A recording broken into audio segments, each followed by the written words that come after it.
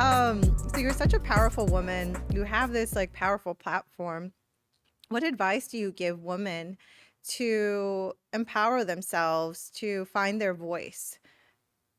So wonderful, great question. I really think that what I reflect on and what I look back on is where I come from, where what sacrifices my family made. I always think of my grandparents who didn't have 90% of the opportunities that I have now. Mhm. And that's what empowers me to continue. Whether I come across something that's challenging, or really pushes my limits, and I feel like I start getting moments of doubt, I go back to that. I go back to the roots and my personal roots, but also our history is very resilient, and that's what empowers me to continue. My move to New York City was very much a testing. It tested me in so many ways. I only had a few $1,000s. I was on Craigslist, sleeping on couches, trying to make my dream a reality. I graduated during the recession, so the opportunities were very slim. I was the first to go to college. I was the oldest uh, in my family, in my immediate family, and I had to put myself in a very uncomfortable situation to just make my dream possible. And the one thing that I always thought about was, okay, if my family can do it, then I have no excuse. I have endless opportunities and endless ways to make my dream come true. So that's what I always go back to. That's so interesting. I definitely had that mindset as well. Yeah. And a lot of my girlfriends will also say it's really our grandparents.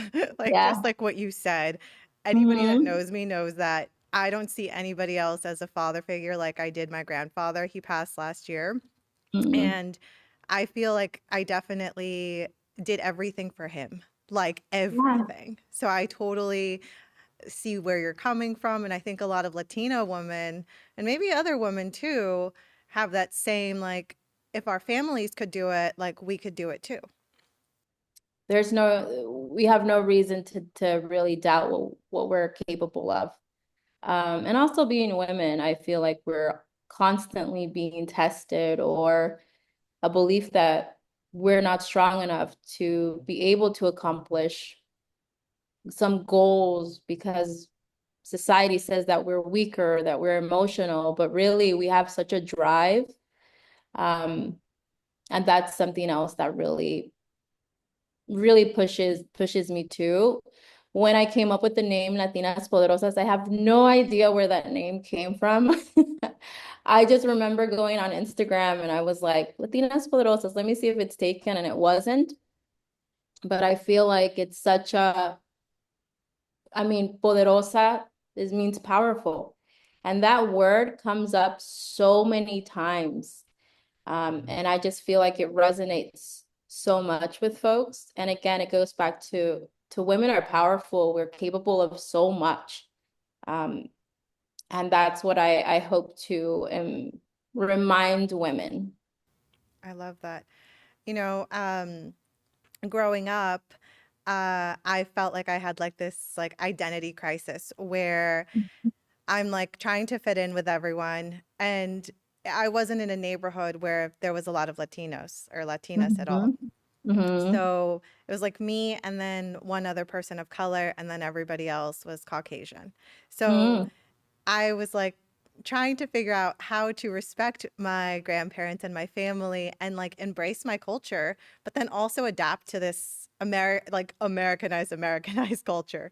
Yeah. And I think it took me many years until I got into like more diverse places like San Francisco, New York, LA, that I Yeah. really like embodied it and Mhm. felt more empowered.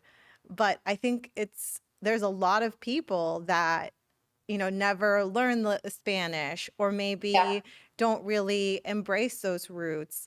Um, and I think it has to, it's balance, right? So how do you live both? Because you're a part of both. Like one's like in your blood and the other one's like your environment. So you kind of have to balance both out. Mhm. What advice, or have you been in that situation? How would you advise somebody that's maybe going through this like identity crisis? I no longer am, Yeah. but back in the day when I was a child, I definitely did have that. To just like live their best lives. Yeah, it's funny because I feel like we all go through that, an identity crisis of who are you, where do you belong?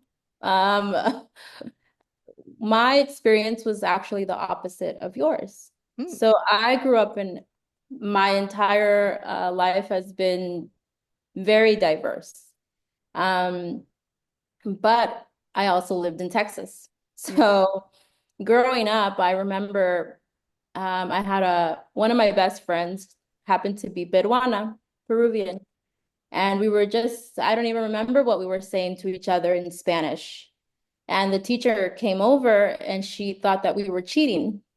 Mm, And I remember being put in the corner for speaking Spanish and mm, then like timeout and then not being able to go to recess because we were speaking Spanish in school. that's terrible.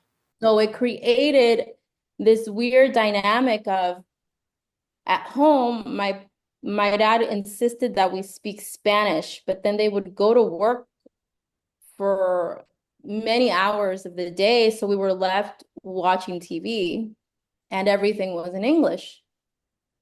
And then at school, I was being told you can't speak Spanish or you can't go to recess or you can't sit with your friends. We're going to separate you guys. So I had this moment where I was conflicted with who I was supposed to be and how I was supposed to navigate as a young child. When I was in middle school and high school, um, the timeout and everything happened when I was in elementary. So middle school and high school, I felt very disconnected with my Latinidad completely. Hmm. I remember there was a table in the cafeteria where it would always be a group of kids that would only speak Spanish. I mean, they were born in whatever country they came from, but they all spoke Spanish. And they would make fun of people like me What? who struggled with saying certain words in Spanish, or they would call us, oh, you're American. You're not Mexican, you're American. I And it affected me. That also affected me because I was like, I'm being rejected by folks that are not from my community. And then I'm being rejected by my own community. Yeah, Who am I? yeah. And it made me very angry. And I was like, you know what? I'm I guess I'm not. I guess I'm not allowed to speak Spanish and I'm being told that I'm Mexican, so I guess I'm not.